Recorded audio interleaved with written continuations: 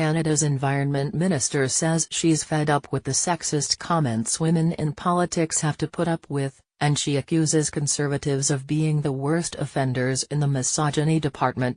Catherine McKenna spoke at length about this week's events where an opposition lawmaker referred to her as Climate Barbie, then deleted the tweet, apologized, and drew condemnation from the leader of the Conservative Party. She addressed the issue in a chat with Canadian reporters Wednesday along the East River in New York City, beside the United Nations, where she is attending a series of high-level meetings on climate change. McKenna said she accepts the apology, assuming it's sincere. But she expressed anger about this becoming an issue while she's been having substantive meetings this week with the Secretary General of the United Nations, with California Governor Jerry Brown, and with female climate leaders. You know what's really sad? That I'm having to talk about this. It's really disappointing, what happened. And unfortunately it's not about me, it's about how women, especially women in politics, face these kind of comments, sexist, misogynistic comments, especially from Conservatives, McKenna said. I want to be talking about what I'm doing. But unfortunately we are having this conversation. And this isn't just something that happened once. This has been going on since I've been in this position. You can just look at my Twitter feed. And it's not about apologies. It's really about changes in behavior, and changes in attitude. And that's what I hope comes out of this. We need to move on. I've got 2 daughters. There's lots of young women who want to get into politics, and I want them to feel like they can go do that, and they can talk about the great work they're doing, not about the color of their hair.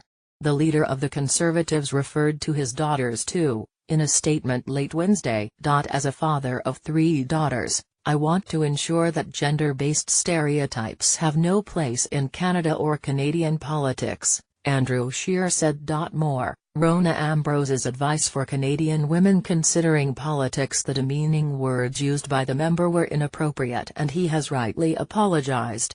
The minister is in New York today and I am in the process of contacting her so I can assure the minister that this type of behavior has no place in the Conservative caucus.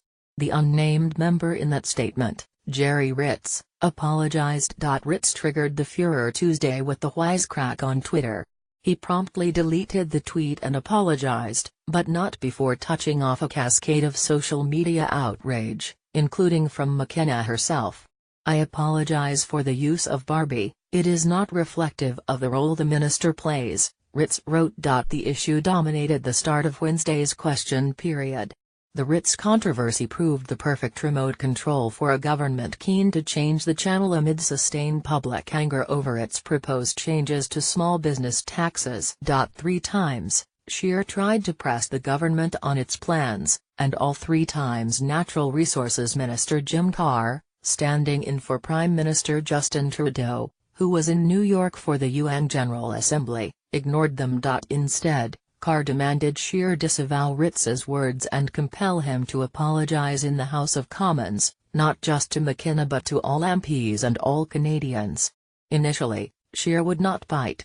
Until his statement late in the day, he hadn't said a word publicly about the tweet, avoiding reporters after both the weekly Conservative caucus meeting and after question period. The Liberals, on the other hand, came back to it, again and again. Carr said, leaders have to be sensitive to telling all Canadians that that kind of language is unacceptable.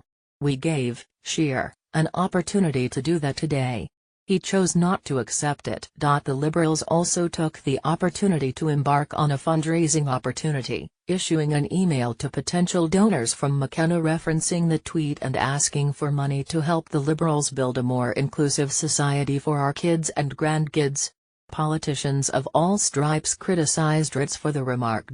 Others also pointed out Ritz borrowed the Climate Barbie insult from the Rebel, the far-right website Scheer has disavowed barring changes in its editorial direction, following its coverage of the racist demonstrations last month in Charlottesville, Virginia. More than 80 stories on the website refer to McKenna with the insult, and several Rebel contributors were happy to acknowledge using it, including one who bragged Wednesday on Twitter that she had coined the phrase.